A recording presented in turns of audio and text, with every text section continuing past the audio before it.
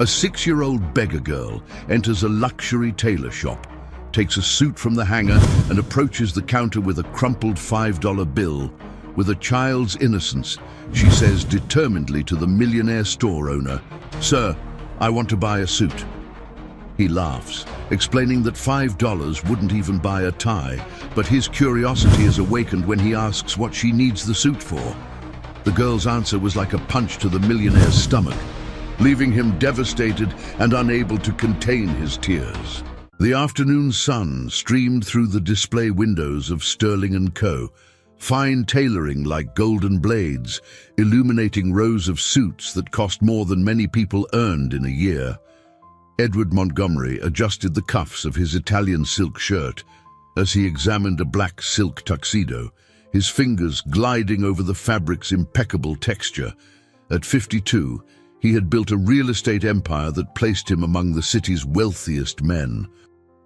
Yet his true passion had always been the refined elegance that only well-applied money could buy. The tailor shop was his private sanctuary, a place where every garment hanging represented not just status, but also the meticulous control he exercised over every aspect of his life.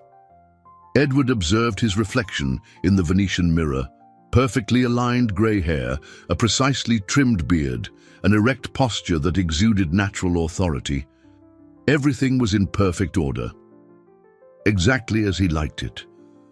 The discreet chime of the door's bell made him turn his head, expecting to see some high society client or perhaps Mr. Sterling himself returning from his coffee break. Instead, his eyes met a sight that left him utterly bewildered. A small girl, no more than 6 years old, timidly entered the store. Her clothes were worn and patched.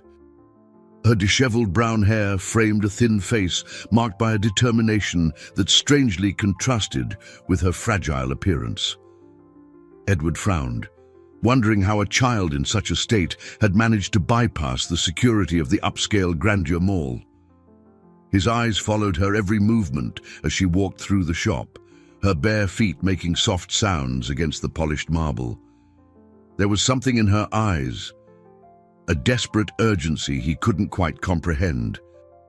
The child walked directly to the nearest suit, a classic English wool model that cost over $5,000.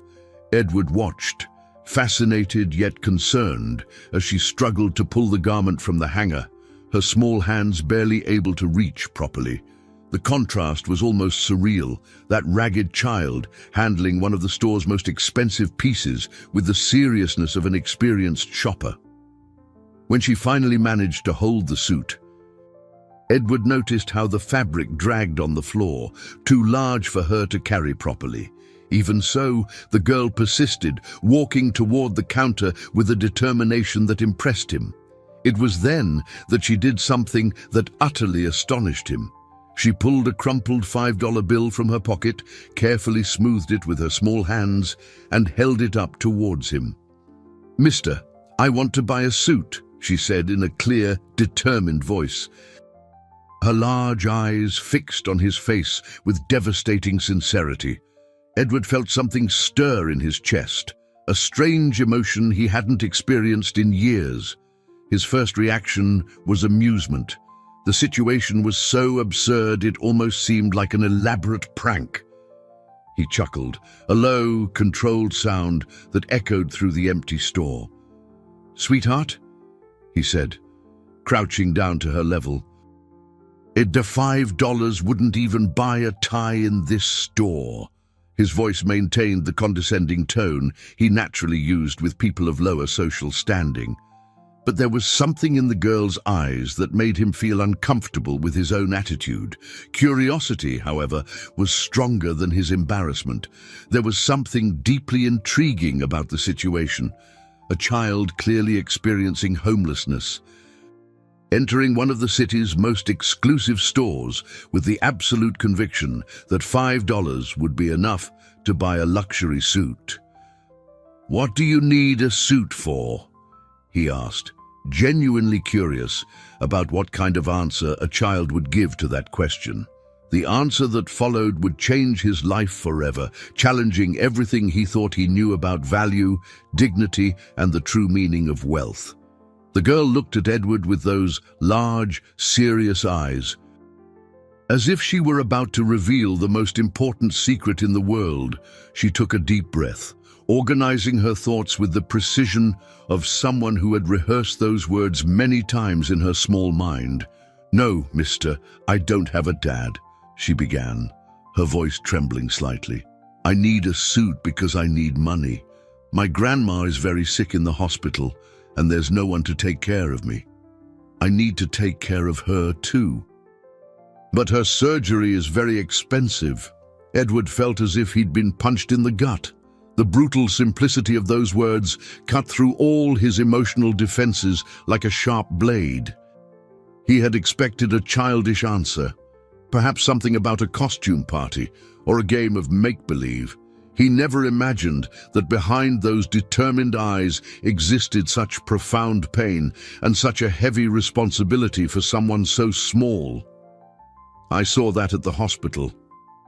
Only people who wear suits get surgery because they have money," the girl continued, her childish logic revealing a devastatingly accurate perception of the world's inequalities. "So I came to buy my suit too, because I want to have money." Tears began to well up in Edward's eyes, something that hadn't happened in decades. His throat tightened as he processed the magnitude of what he had just heard. A 6-year-old child had observed the healthcare system, identified that only well-dressed and presumably wealthy people received adequate treatment for their loved ones, and concluded that a suit was the key to solving her problems. The devastating innocence of that conclusion revealed not only the purity of her heart, but also the fundamental flaw of a society that allowed a child to reach such a bitter understanding of how the world worked. Edward realized he was trembling slightly, his perfectly manicured hands clenching into involuntary fists. What's your name?" he asked, his voice coming out hoarser than he intended. "Sophia," she replied, wiping her nose with the back of her hand. "And my grandma's name is Eleanor. She raised me after Mum went to heaven. Now it's just us two, but she's very weak, and the doctors say some difficult words that I don't really understand." Edward fully crouched down, meeting Sophia's eye level. Up close, he could better see the signs of deprivation on her small face. Slightly sunken cheeks suggesting malnutrition, dark circles indicating sleepless nights, small, calloused hands like someone who already knew hard work, despite her tender age. "Sophia," he said softly, "where are you living now that your grandma is in the hospital?" The girl lowered her eyes, as if the question brought a shame she didn't know how to express. "And I sleep on the street near the hospital. They don't let kids stay inside at night if there's no responsible adult, but I stay real close to her window so she knows I haven't left." The image of that child sleeping on the cold street, alone and vulnerable, just to be near the only person she loved in the world, made Edward feel a physical ache in his chest. His businessman's mind immediately began to calculate solutions. But a deeper part of himself was being transformed by that unexpected encounter.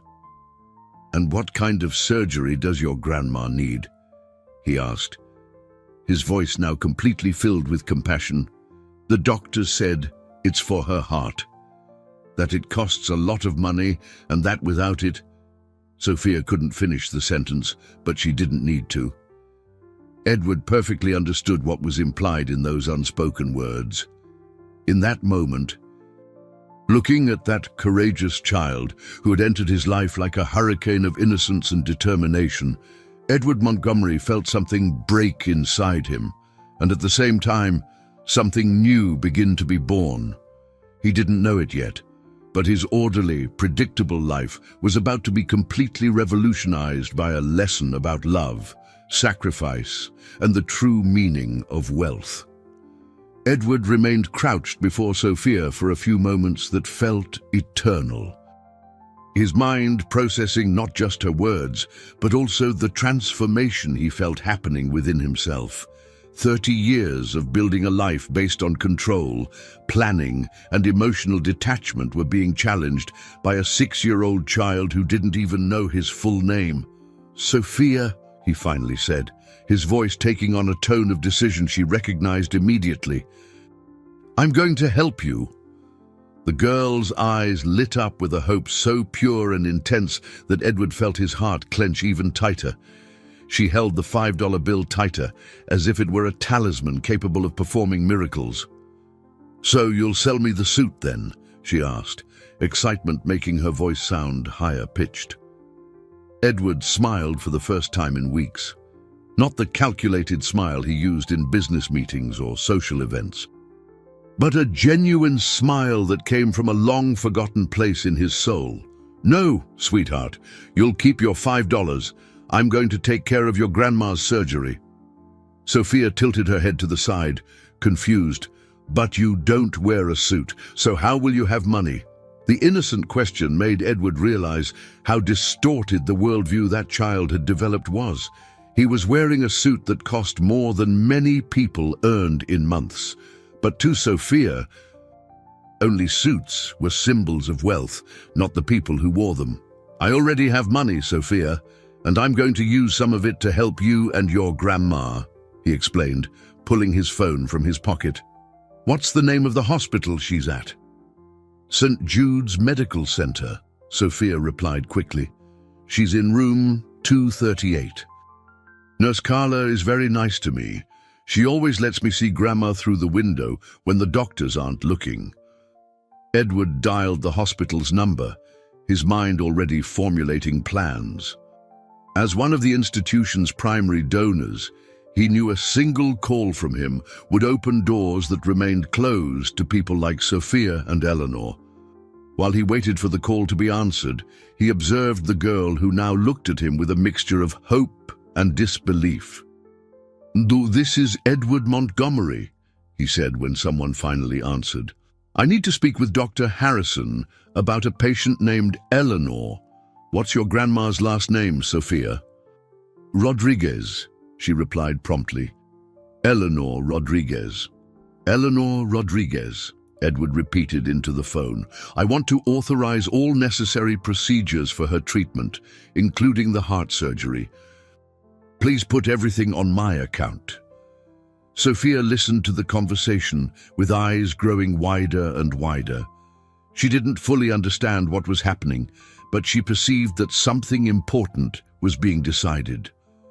When Edward hung up the phone, she clutched the hem of his pants with both small hands. "Mr. Edward," she said, having heard his name during the call, "does that mean Grandma will get better?" "Yes, sweetheart."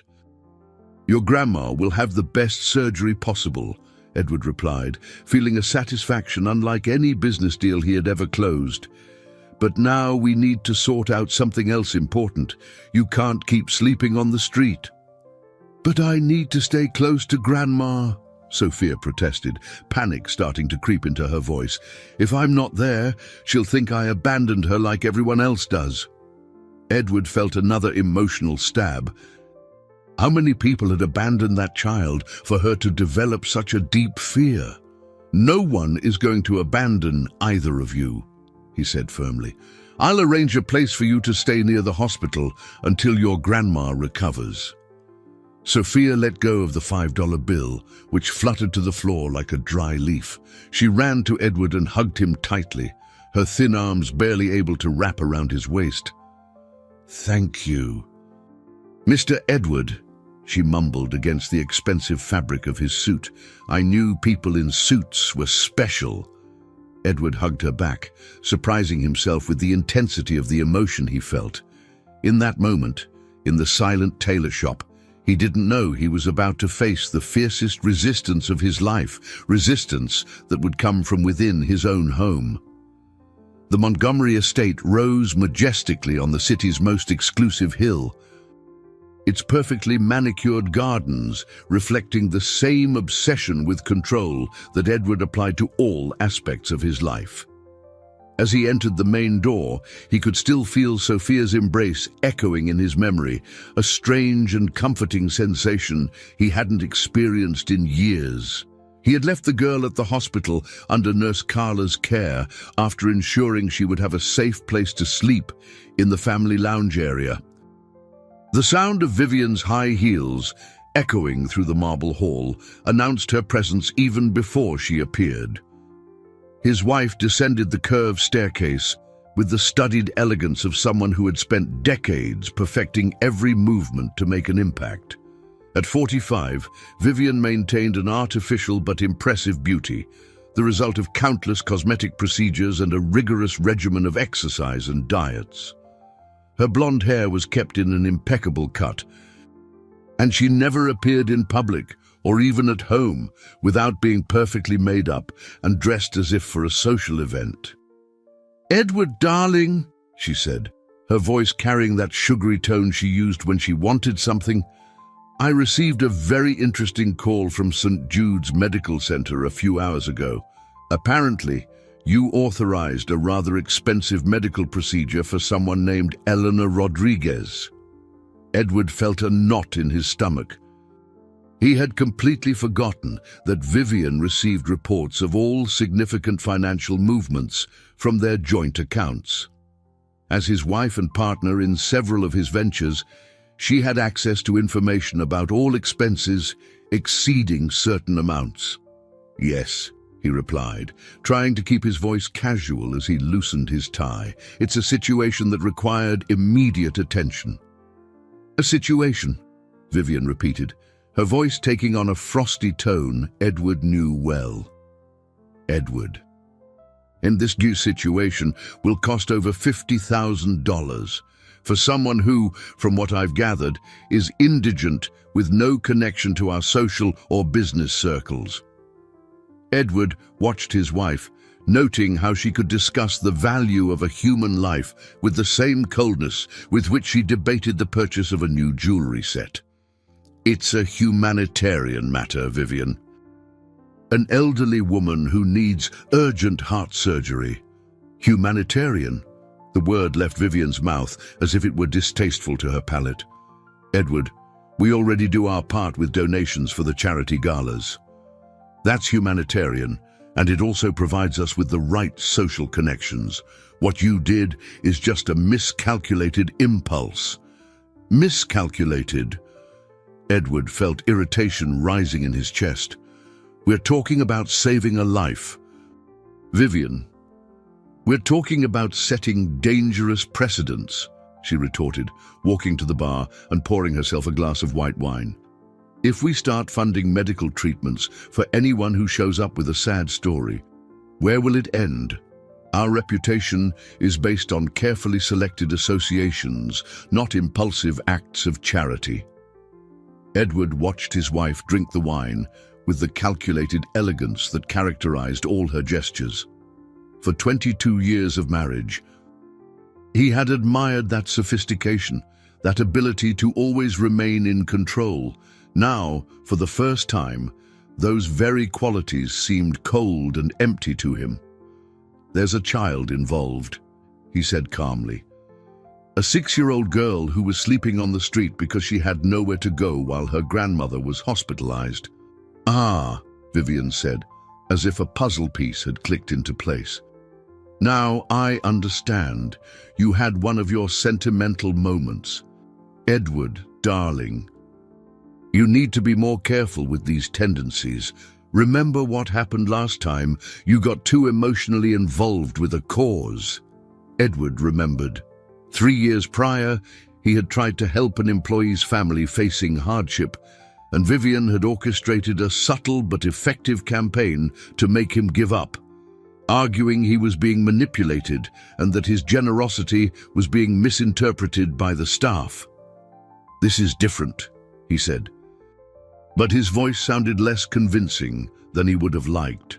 "It's exactly the same thing," Vivian said, approaching him with a smile that didn't reach her eyes. "You have too big a heart, Edward. It's one of your most endearing qualities, but also one of your most dangerous weaknesses. Let me handle this situation. I'll cancel the authorization and we'll transfer the patient to the county hospital system. They have adequate resources for cases like this.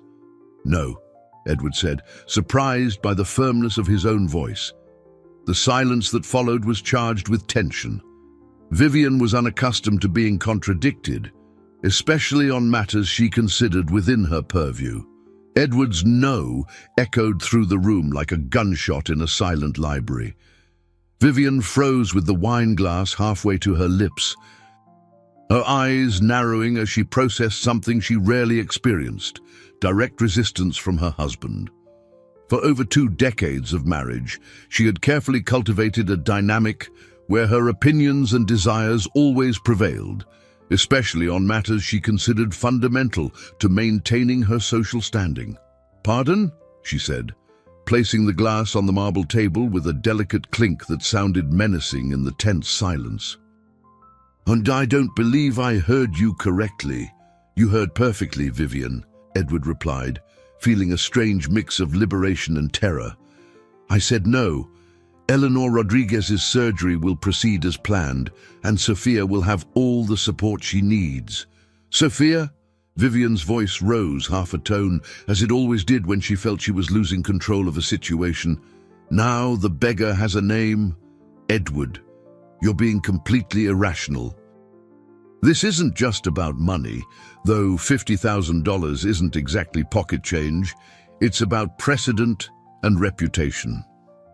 Edward walked to the window overlooking the perfectly manicured gardens of his estate.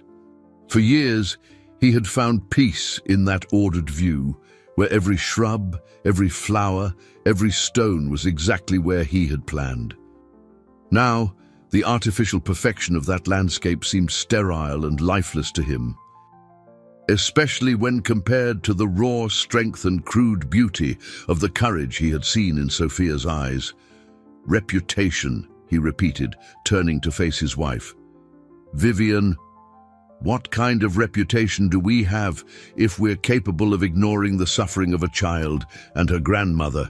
The kind of reputation that keeps us in the right circles," she replied coldly. "The kind that secured invitations to all the important events of the last 20 years. The kind that opened doors to lucrative deals and valuable connections.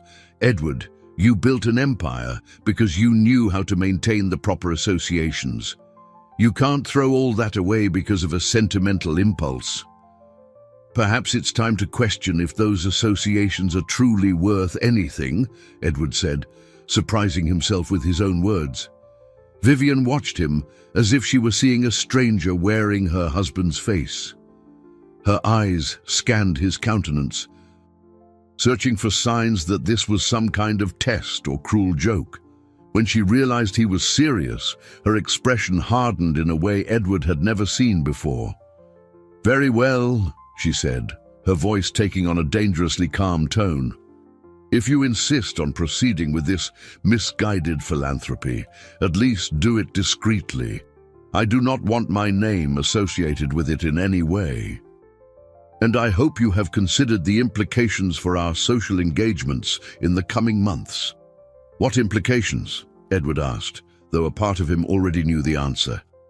"The Hope Foundation charity gala next week, for starters," Vivian said, counting on her perfectly manicured fingers. "You know, the one where you're supposed to announce your candidacy for chairman of the board, and next month's art auction, where we'll finally meet the Japanese investors who could revolutionize your real estate ventures." Edward had completely forgotten about these commitments. For weeks, Vivian had meticulously planned every detail of these events, seeing them as crucial opportunities to expand their social influence and business. His candidacy for the Hope Foundation board, in particular, was something she had coveted for years, not out of genuine interest in the cause, but for the prestige the position conferred. "And there's more," Vivian continued, walking through the room with calculated steps. "I received a call from Margaret Caldwell today. Apparently, there are rumors circulating about your eccentric behavior at Sterling & Co. Fine Tailoring, Something about you having a lengthy conversation with a street child." Edward felt his stomach clench. Margaret Caldwell was one of the most influential and gossipy women in their social class. If she was spreading stories about his encounter with Sophia, it meant other people were talking too. "People talk, Edward," Vivian said, noting his reaction. "And when they start talking about strange behavior, especially involving certain vulnerable populations, the interpretations can be very damaging. Do you really want to risk everything we've built for the sake of a child you met a few hours ago?" The question hung in the air like a veiled threat.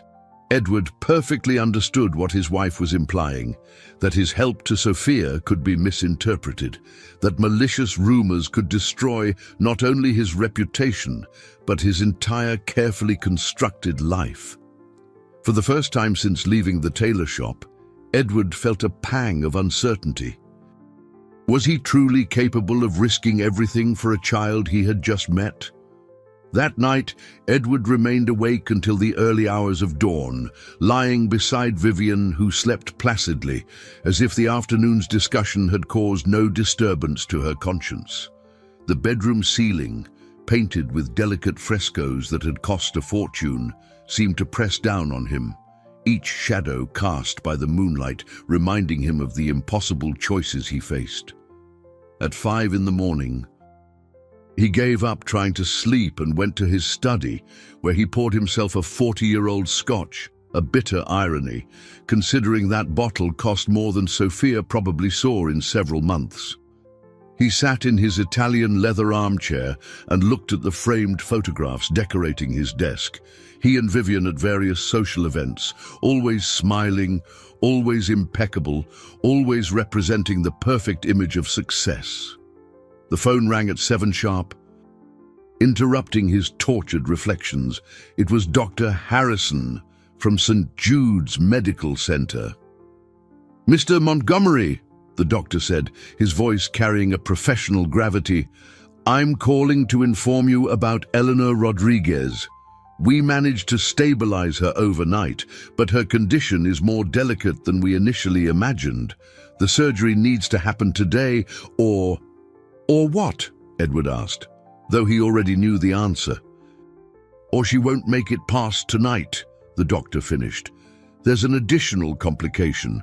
Her granddaughter, Sophia, is refusing to eat properly. She insists on staying in the hospital corridor and will only accept water. Our social worker is concerned. A child in such extreme stress can develop serious complications." Edward closed his eyes, feeling the weight of that responsibility multiply. It wasn't just Eleanor who needed help. Sophia was also deteriorating physically and emotionally at the prospect of losing the only person she had left in the world. "I'll be right there," he said, making the decision instantly.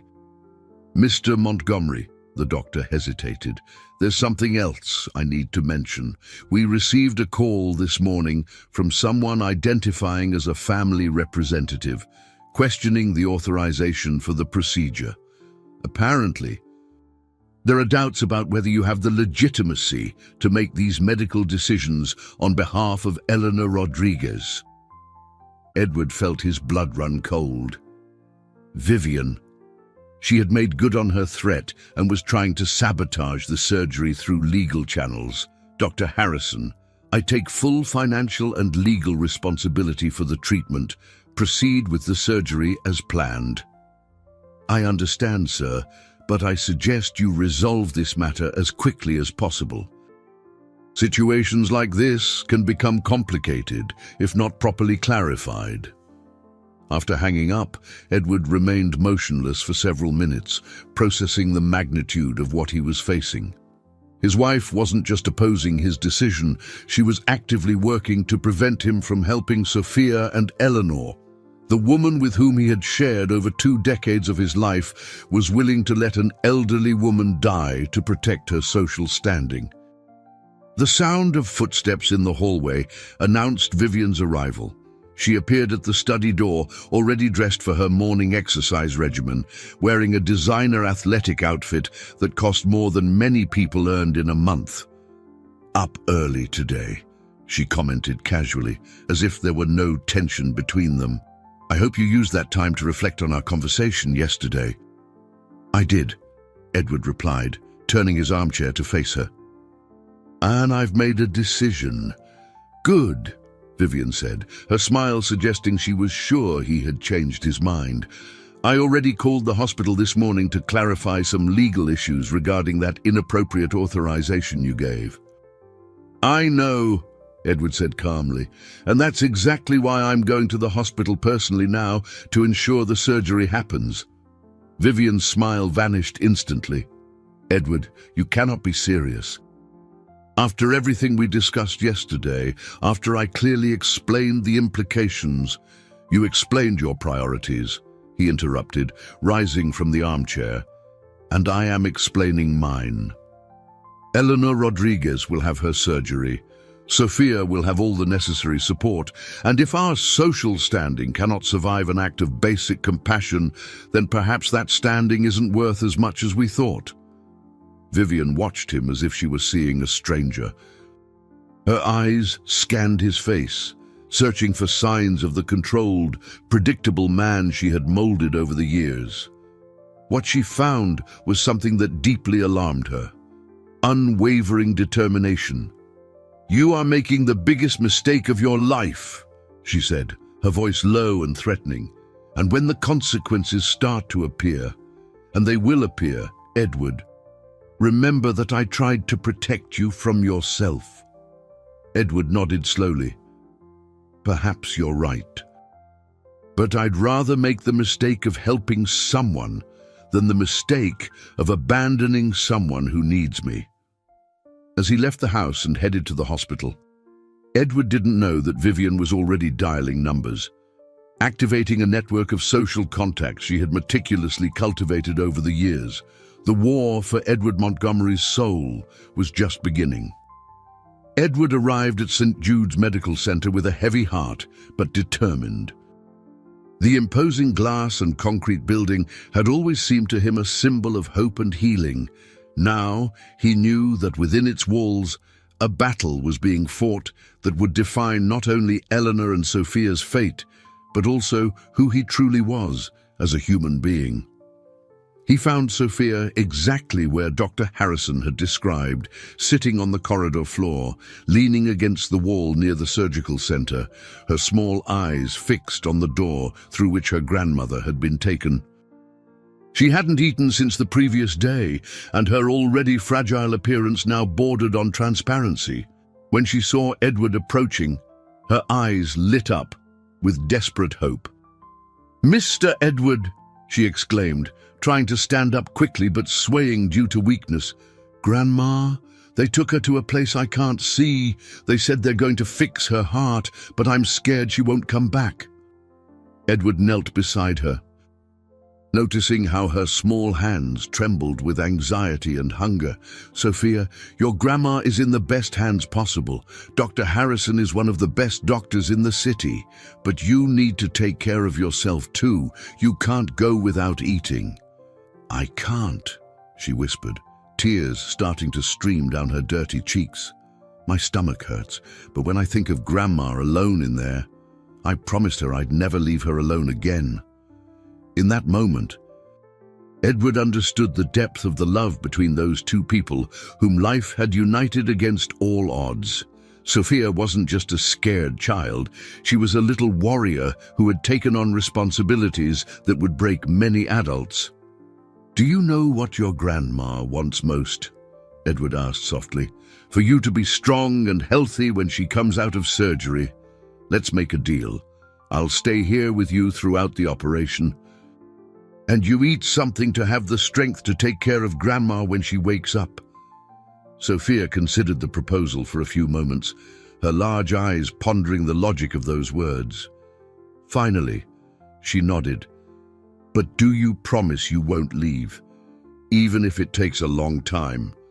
"I promise," Edward said, extending his pinky finger to seal the deal the way he knew children did.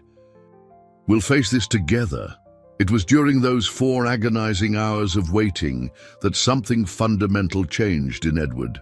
Sitting on the cold hospital floor, sharing simple sandwiches from the cafeteria with Sophia, he experienced a deeper human connection than any multi-million-dollar deal or social event had ever provided him. The girl talked about her mother, who had died when she was 3 now.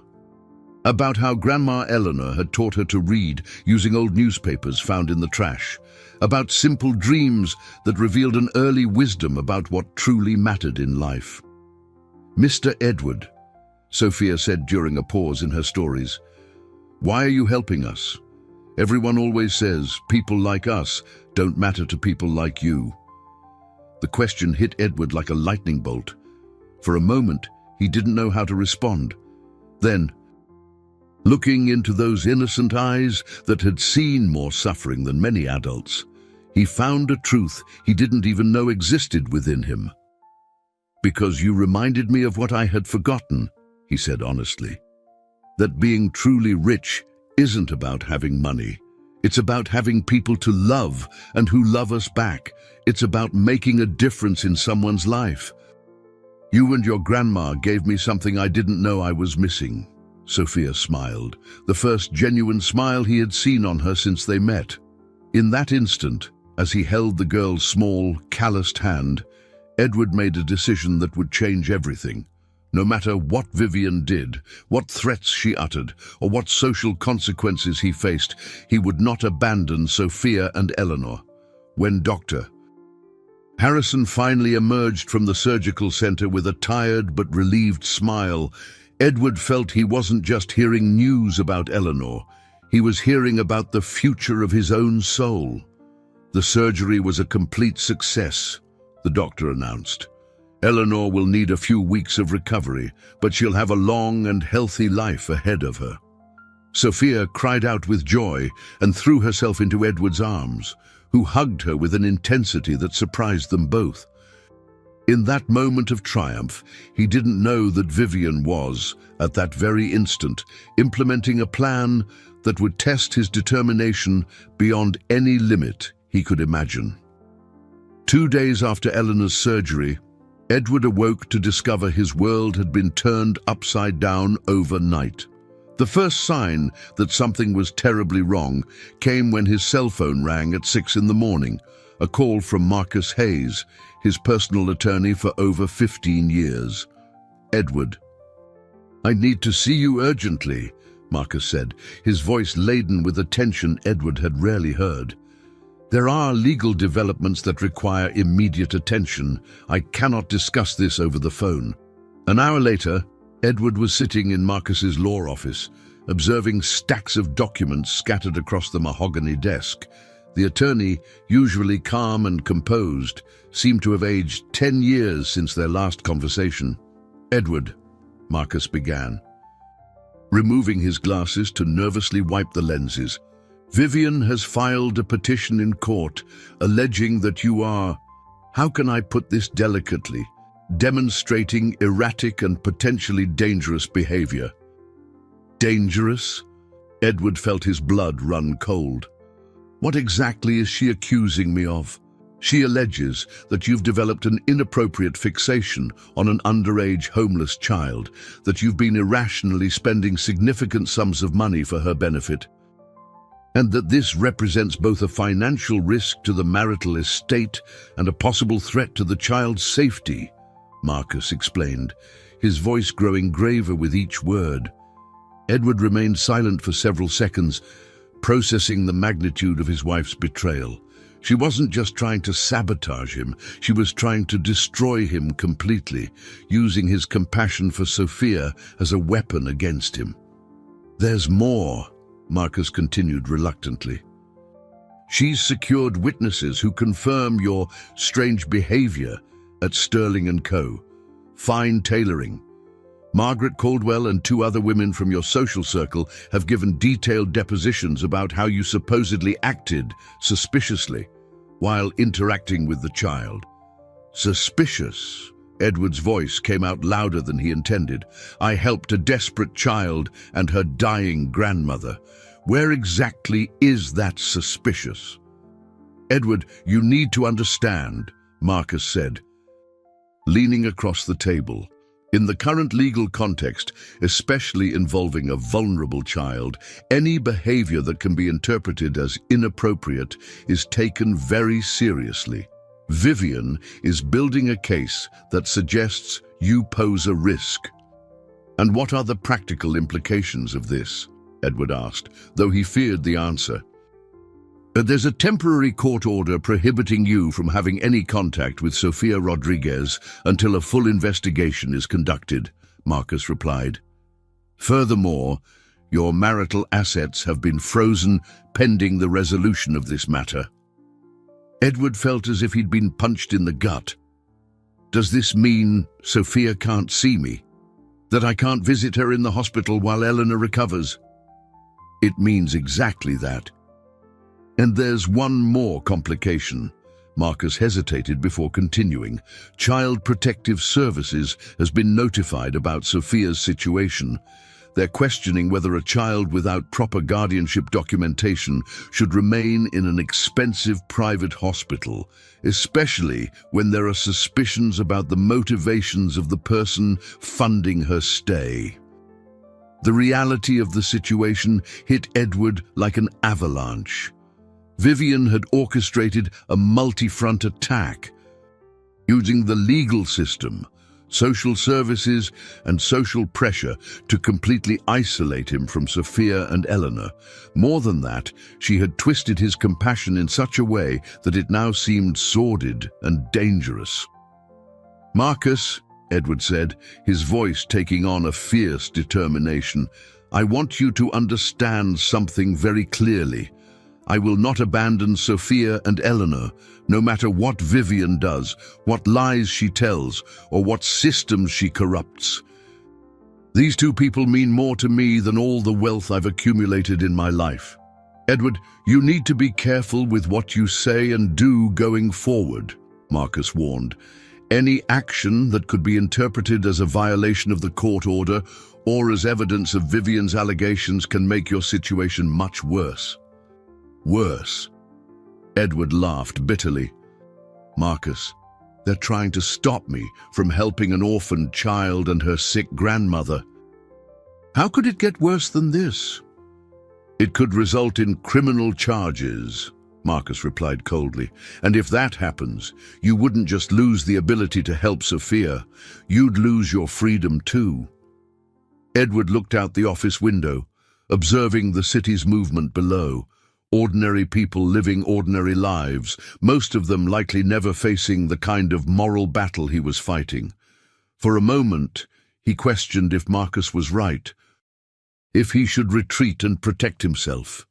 Then he thought of Sofia, probably waking up at that moment in the hospital, looking for him and not understanding why he had suddenly disappeared from her life. He thought of Eleanor, recovering from life-saving surgery, unaware that the person who had helped her was being punished for his compassion. Marcus, he said, rising from his chair, I want you to prepare a counter-petition. We're going to fight this with everything we've got. Edward, Marcus said softly, are you sure you want to risk everything for this? Edward looked at his longtime attorney and friend, seeing the genuine concern in his eyes. Marcus, if I don't risk everything for this, what kind of man am I really? As he left the office, Edward didn't know that his words would reach Vivian's ears before the end of the day, nor that she was already planning her next move in a war that had become far dirtier than he had ever imagined possible. 3 days had passed since Edward had been prohibited from seeing Sofia, and each hour felt like an eternity. He had tried to call the hospital countless times, but the instructions were clear. No information about Eleanor Rodriguez or Sofia could be provided to him due to the court order. Frustration and helplessness consumed him in a way he had never experienced, not even during the worst financial crises of his career. On the morning of the 4th day, Edward was in his home office when the phone rang. It was Carla, the nurse who had cared for Sofia since day one at the hospital. Her voice sounded tense and concerned. Mr. Montgomery, she whispered, clearly trying not to be overheard. I shouldn't be calling you, sir. But I can't stay silent about what's happening to Sophia. How is she? Edward asked immediately, his heart racing. She's not doing well, sir. Ever since you stopped coming, she barely talks, barely eats. She sits by her grandma's bed all day, asking when you're coming back. The social worker tried to explain you can't visit her anymore, but she doesn't understand. She thinks she did something wrong, that you got tired of her. Edward closed his eyes, feeling a physical ache in his chest. The thought of Sophia blaming herself for his absence was unbearable. And Eleanor, how is her recovery? Physically, she's recovering well from the surgery, Carla replied. But she's very worried about Sophia. She sees the girl suffering and can't comfort her because she herself doesn't understand what happened. Mr. Montgomery, forgive me for saying this, but what kind of person stops a man from visiting a child he clearly loves as family? Someone who doesn't know the meaning of the word compassion, Edward replied bitterly. Carla, is there anything I can do? Any way for Sophia to know I haven't abandoned her? I can't facilitate any direct contact, sir. It would be against the orders we've received. But, she hesitated, if by chance some flowers or a small gift arrived for Eleanor Rodriguez without sender identification, I couldn't stop the grandmother from sharing them with her granddaughter, could I? Edward understood immediately. Thank you, Carla. You're an angel. No, Mr. Montgomery, you are the angel. There are many wealthy people in this city, but I've never seen any who genuinely cared about children like Sophia. Please, don't give up on her. After hanging up, Edward immediately contacted a florist, asking them to send a bouquet of daisies, Sophia's favorite flowers, as he had discovered during their conversations at the hospital, along with a small teddy bear wearing a miniature suit. The card was to simply read, "To Sophia, from someone who will never forget you, keep being brave." Later that day, Edward had a meeting with Marcus about the legal developments of the case. The news wasn't encouraging. The Child Protective Services investigation is being fast-tracked, Marcus informed, flipping through documents. And there's an additional complication. Vivian has managed to have Sophia designated for transfer to a state foster care facility, claiming that the hospital environment is not suitable for a child without family. But Eleanor is her family, Edward protested. Eleanor is recovering from major heart surgery and, according to official records, lacks legal documentation establishing her guardianship over Sophia, Marcus explained. Furthermore, she has no financial resources to support a child. From a bureaucratic standpoint, Sophia is considered an orphan without an adequate guardian. Edward felt despair growing.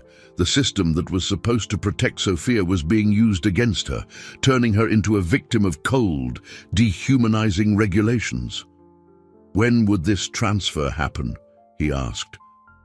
Tomorrow, Marcus replied solemnly, unless a suitable legal guardian appears or the court order is revoked. And what are the chances of getting the court order revoked? Marcus sighed deeply. Frankly, very small. Vivian has witnesses, detailed documentation of expenses she characterizes as excessive and irrational, and a very skillful attorney who is painting you as someone with dangerous fixations. Edward walked to the window, observing the gardens that once brought him peace. Now, all that artificial perfection seemed to mock him, reminding him how he had lived a life isolated from the world's true problems until he met Sophia. Marcus, he said finally, I want you to prepare the papers for me to adopt Sophia. Edward, Marcus exclaimed, clearly alarmed. That would be seen as an extreme escalation of your obsessive behavior. Vivian would use it as definitive evidence that you've lost your mind. Then let her, Edward replied, turning to face his attorney. Marcus, This child has no one in the world besides an elderly grandmother who can barely take care of herself. If I don't fight for her, who will? If I don't risk everything to protect her, what kind of man am I? A man who could end up losing not just Sophia, but his freedom and all means to help her in the future, Marcus replied gravely. Edward looked at the portrait on the wall, a photo of him with Vivian at a charity ball, both smiling and elegant, representing everything he had once considered important. Now, that image seemed to him the representation of an empty and purposeless life. "Marcus," he said with a determination that surprised them both, "I'd rather risk everything fighting for something that truly matters than live the rest of my life knowing I abandoned a child when she needed me most." That night, as he prepared the documents that could seal his fate, Edward didn't know that Sophia had found the teddy bear and was sleeping clutching it for the first time in days, whispering, "Mr. Edward didn't forget me. He's coming back." The dawn of the 5th day brought with it a sense of desperate urgency. Edward knew he had only a few hours before Sophia would be transferred to the state foster care facility, a place that, according to his research the previous night, was overcrowded and offered little more than basic survival. The idea of that special child getting lost in an impersonal bureaucratic system was intolerable. At 7 in the morning, Marcus called with news that would completely change the course of events. "Edward, you need to see today's newspaper headlines," the attorney said, his voice carrying a mix of shock and admiration. "Someone leaked the story to the press, and not in the way Vivian expected." 15 minutes later, Edward was in Marcus's office, observing the front pages of the city's major newspapers scattered across the table. The headlines left him stunned. "Millionaire battles own wife to save orphaned child. High society's legal clash. Compassion or obsession. Sophia, 6, the girl who changed a real estate mogul's life." "Marcus, how did this happen?" Edward asked, picking up one of the newspapers to read the full article.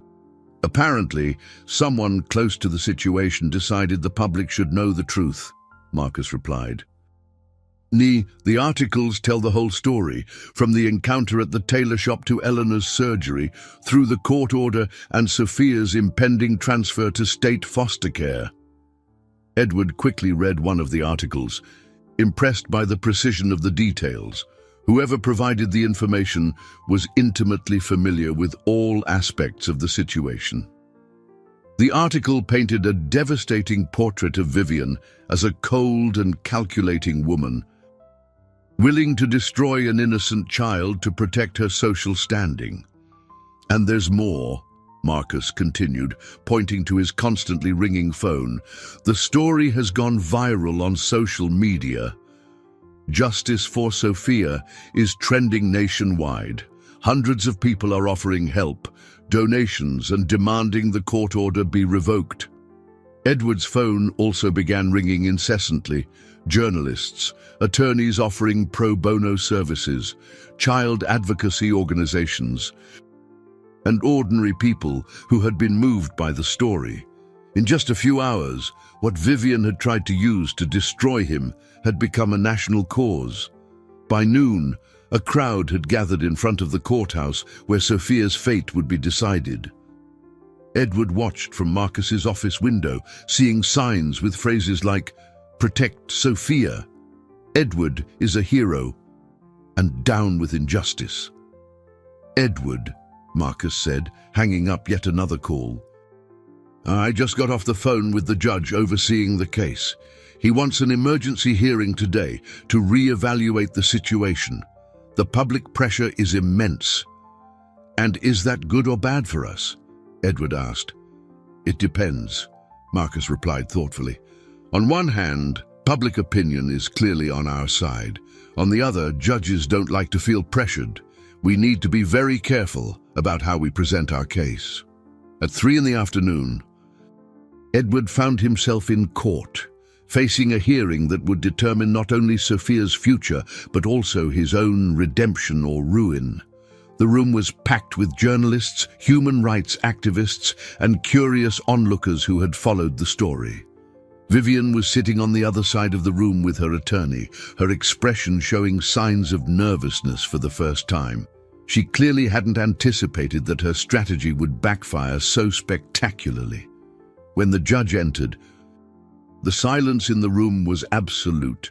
The magistrate, a 60-year-old man with a reputation for rigor and fairness, looked around the packed courtroom before speaking. "This case has taken on proportions far exceeding a common domestic dispute," he began. "We are here to determine what is best for a 6-year-old child, not to satisfy public curiosity or resolve marital issues." Vivian's attorney was the first to speak, reiterating allegations of Edward's inappropriate and obsessive behavior, but his presentation sounded weak and artificial in the face of the facts that had been exposed by the press. When it was Marcus's turn, he stood with a dignity Edward had never seen before. "Your Honor," Marcus began, "this case boils down to a very simple question. Is it wrong for a man to use his wealth to save the life of a child and her grandmother? Is it obsession or compassion to want to protect a minor who has no one else in the world?" Marcus then did something unexpected. He called Eleanor Rodriguez as a witness. Edward turned in surprise to see Eleanor entering the courtroom in a wheelchair, still recovering from surgery, but determined to speak. Her face, though pale, radiated a dignity that silenced the entire room. "Your Honor," Eleanor said in a weak but firm voice, "Edward Montgomery saved my life and my granddaughter's. If that is obsession, then God grant us more such obsessive men in this world." It was then that Edward knew the truth had finally found its voice, and that the battle for Sophia's soul and for his own was about to reach its decisive climax. Eleanor's testimony echoed through the courtroom like a silent prayer, her words carrying the weight of a gratitude that transcended any legal argument. Edward watched the judge's face, trying to decipher his expressions as the magistrate absorbed every word from the elderly woman who had risked her fragile health to be there. "Ms. Rodriguez," the judge said gently, "do you understand the gravity of the allegations made against Mr. Montgomery? Some people suggest his motivations may not be appropriate." Eleanor looked directly at the judge, her eyes still shining with the determination she had passed on to her granddaughter.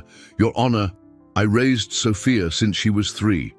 I learned to recognize when someone looks at her with true love and when someone has other intentions. Edward Montgomery looked at my granddaughter as a grandfather would look at his own family. He saw a child in need and didn't hesitate to help, even knowing it would cost him dearly." "And how would you characterize his behavior during his hospital visits?" Vivian's attorney asked, attempting one last move. "As the behavior of a man who finally discovered what truly matters in life," Eleanor replied without hesitation. "He played with Sophia, told her stories, held her hand when she was scared. He did everything a loving father would do." It was then that something unexpected happened. The courtroom door opened and Sophia entered, accompanied by Carla, the nurse. The girl was wearing a simple but clean dress, her hair finally neatly combed, but her large eyes immediately sought Edward in the crowd. "Mr. Edward!" she cried, running toward him before anyone could stop her. Edward instinctively stood up, opening his arms to receive her. Sophia threw herself into his embrace with a force that almost knocked him over, and he held her as if his life depended on it. For a moment, the entire courtroom disappeared. There were only him and that courageous child who had transformed his existence. "I knew you hadn't forgotten me," Sophia whispered against his shoulder. "The teddy bear told me you'd come back."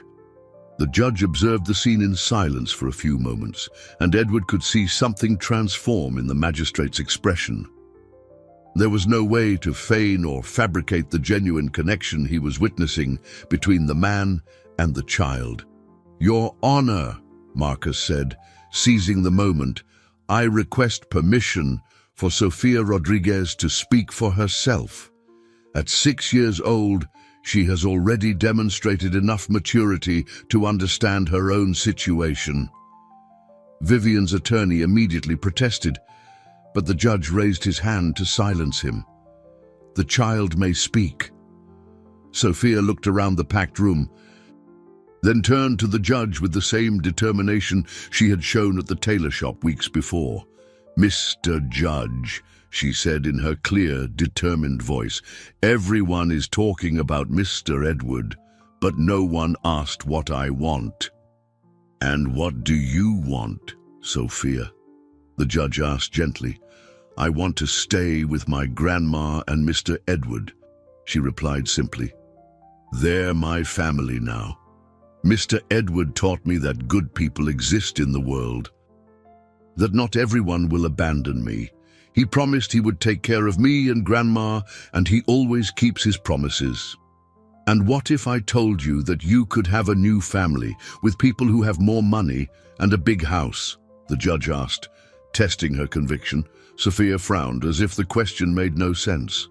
"But Mr. Edward already has money and a big house, and he chose me, even though I had nothing to give him.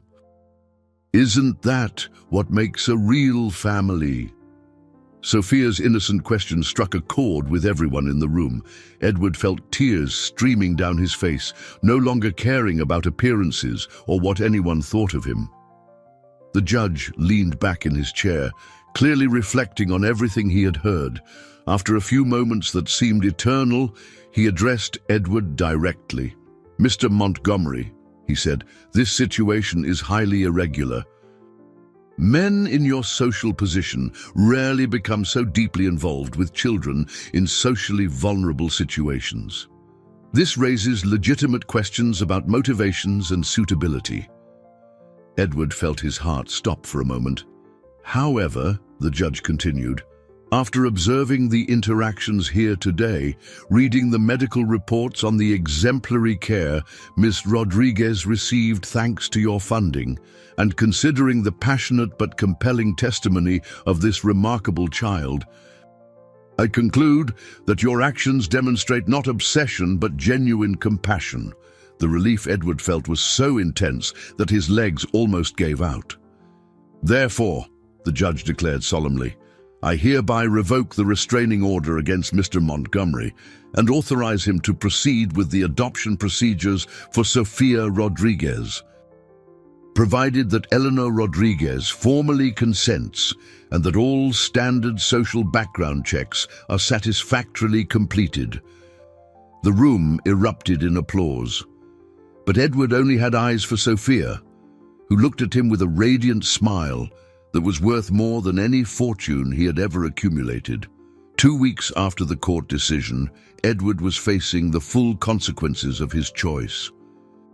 The victory in court had been merely the first step of a journey that would require sacrifices he was only beginning to comprehend. Vivian, publicly humiliated and exposed as the true villain of the story, had become a person he barely recognized. Or perhaps he was finally seeing who she truly always had been. "You destroyed everything," she said coldly, walking through the living room of the mansion that would soon no longer be hers. 22 years of marriage. Our social standing, our business connections, all thrown away because of a child you met by chance. Edward watched his wife pack her most valuable jewelry, each movement calculated to create maximum dramatic impact. Even in her fury, Vivian maintained the studied elegance that characterized her, as if she were incapable of being authentic even in her most vulnerable moments. "I didn't destroy anything of real value," Edward replied calmly. "I merely discovered that our life was a very expensive illusion." "An illusion," Vivian's voice rose an octave. "Edward, you were respected, admired, envied. You had access to the most exclusive circles, the best deals, opportunities men would kill for, and you threw all that away for what? For a fantasy of being a hero to an orphaned child." "For a chance to be a real person," Edward corrected. "For 22 years, I lived a life that looked perfect on the outside, but was completely empty inside. Sophia showed me what I had lost when I chose financial success over genuine human connection." Vivian stopped packing and stared at him with an expression that mixed disdain and something that might have been sadness if she were capable of genuine feelings. "And you think you'll be happy?" she asked, "living with a child who isn't your own daughter, supporting a sick, elderly woman, being seen by society as the man who lost his mind? Edward, you can't imagine the isolation you're about to face." "Perhaps," Edward admitted, "but I'd rather face that isolation than live a lifetime pretending that our previous existence had any real meaning." At that moment, the sound of laughter coming from the garden caught both their attention. Edward looked out the window and saw Sophia playing with Eleanor, who was recovering remarkably well since leaving the hospital. The girl was teaching her grandmother how to plant daisies in the flower bed Edward had prepared especially for them, a small revolution in the perfectly manicured landscape that once dominated the gardens. "Look at them," Edward said softly. "When was the last time you felt the pure joy Sophia demonstrates just by planting a flower?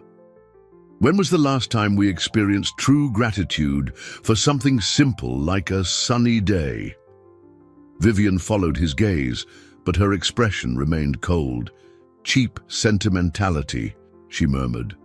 "You'll find that joy doesn't pay bills when your businesses start to suffer the consequences of your tarnished reputation." It was true that the financial consequences had already begun. Several important clients had cancelled contracts, citing incompatibility of values. The invitation to join the Hope Foundation board had been discreetly withdrawn. Margaret Caldwell and her social circle had taken it upon themselves to spread distorted versions of the story, painting Edward as a man who had lost his mind over an inappropriate fixation. But something surprising had also happened.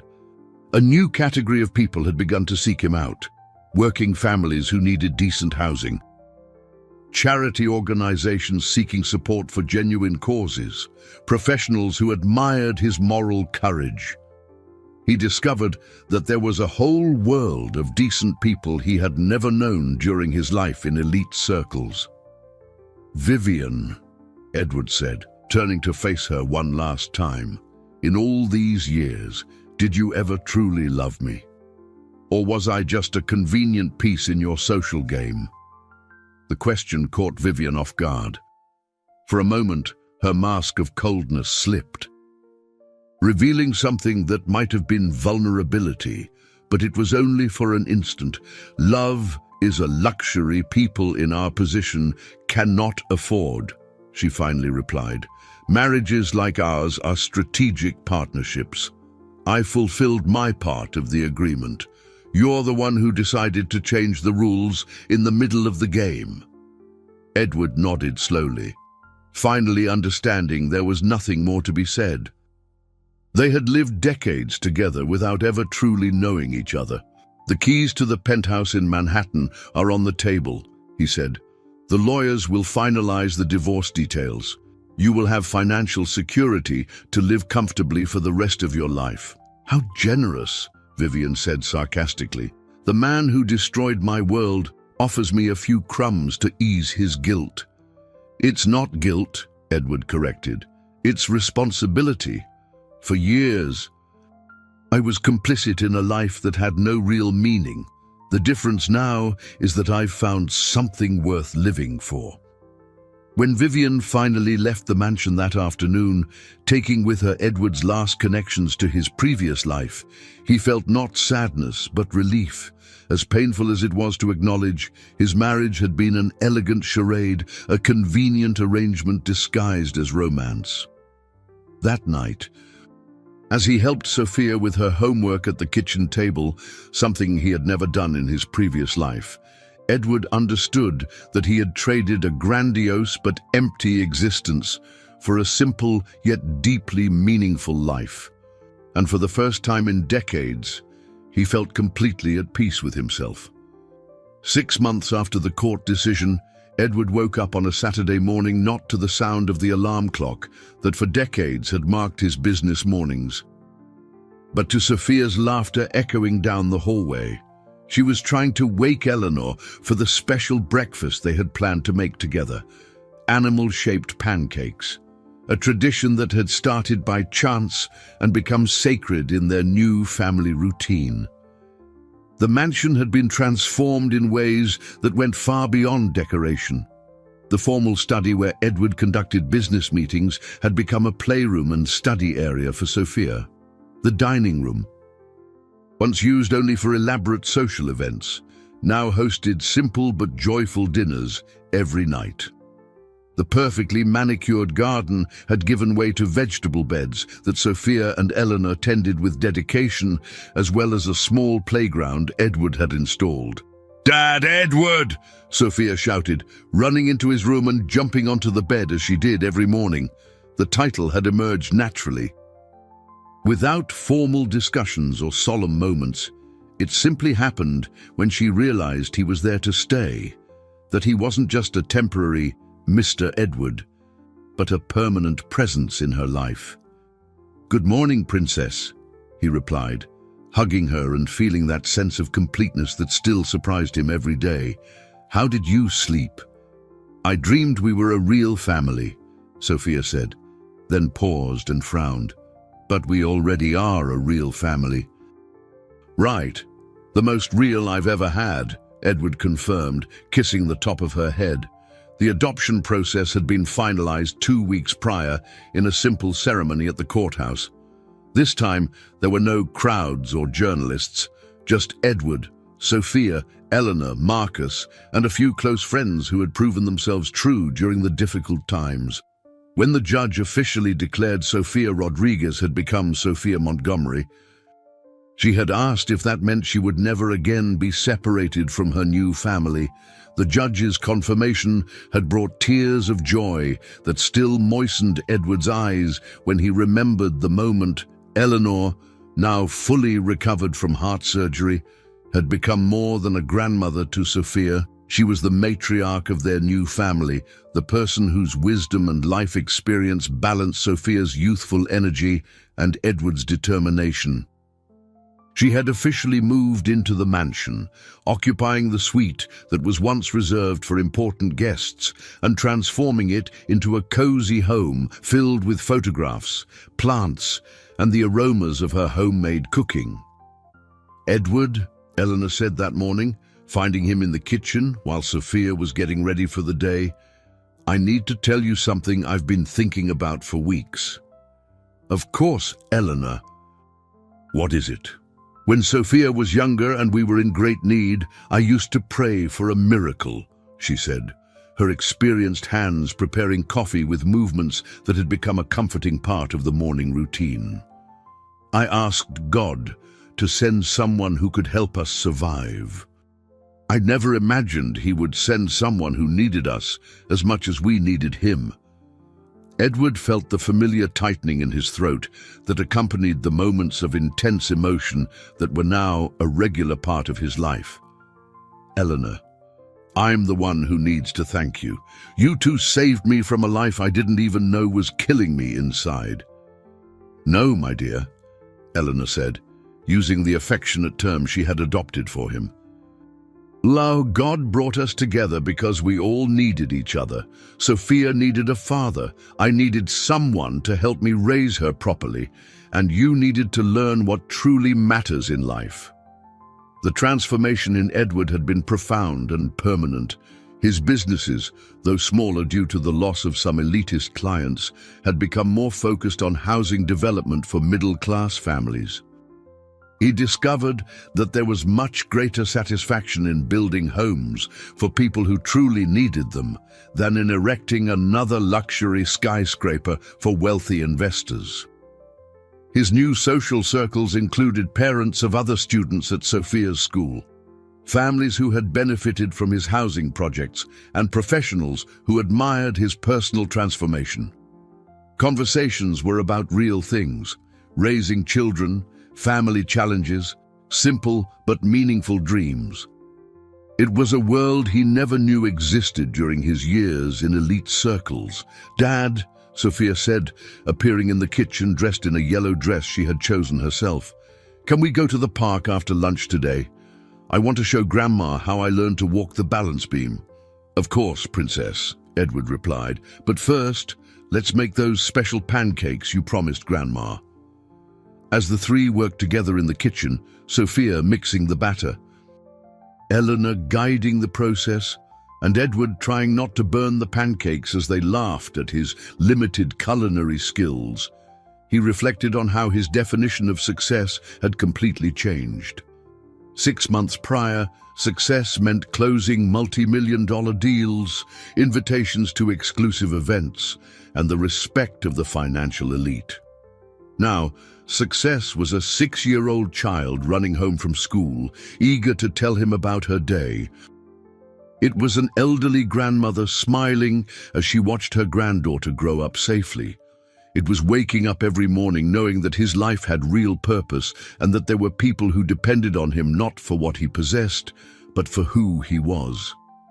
That afternoon, as he watched Sophia playing in the park under Eleanor's attentive and loving gaze, Edward understood that he had found something no amount of money could buy: a family built not by blood ties or social convenience, but by genuine love, mutual sacrifice, and the conscious decision to care for each other above all else. 1 year after that fateful encounter at Sterling & Co., fine tailoring, Edward walked hand in hand with Sophia down the same street where it all began. It was a sunny Saturday afternoon, and they were on their way to a special mission Sophia had insisted on accomplishing. Eleanor accompanied them, walking slowly but steadily, a serene smile on her face as she watched the affectionate interaction between the man who had become her son and the girl who was her greatest treasure. "Are you sure you want to do this, Princess?" Edward asked, stopping in front of the tailor shop that now had a discreet sign in its window, "Under new management." "I'm sure, Dad," Sophia replied with the determination Edward had learned to recognize and admire. "I want to show Mr. Sterling how the story ended. 3 months prior, when the tailor shop had faced financial difficulties due to the recession hitting the luxury sector, Edward had made a proposal that surprised everyone: to buy the establishment, not to close it or transform it into something completely different, but to maintain it as a tailor shop that catered to all social classes. The back of the store now functioned as a free tailoring school for young people and adults who wanted to learn a dignified profession. The doorbell chimed with the same delicate sound as always when they entered. Mr. Sterling, now the managing partner of the establishment, smiled broadly upon seeing them. The elderly man had become more than an employee. He was a dear friend who often dined with them and had become a kind of adoptive grandfather to Sophia. "And my little Sophia," he exclaimed, opening his arms to receive her. "And how's my favorite little tailor?" Sophia ran to hug him, then immediately headed to the back of the store, where there was a small table with a sewing machine adapted for her small hands. Over the past few months, she had spent several afternoons there, learning the secrets of tailoring under Mr. Sterling's patient tutelage. "Mr. Sterling," Sophia said solemnly, "I finished the special project." From the low cabinet next to her table, she carefully took out a small suit made especially for her. It wasn't perfect. The stitches were still uneven in some places, and one of the sleeves was slightly longer than the other, but it was clearly made with incredible love and dedication. "I want to show you," she said, disappearing into the small, adapted fitting room Edward had installed. A few minutes later, Sophia emerged wearing her hand-stitched suit. The navy blue jacket had details that told her story. Small daisies embroidered on the pocket, her favorite flowers that now grew in their home garden. The initials SM, Sophia Montgomery, were delicately stitched into the lining. And most touching of all, on the inside of the lapel, she had embroidered the words, "Family is love," in small but neatly stitched letters. "It's perfect, Princess," Edward said, his voice choked with emotion. "You've become a true tailor."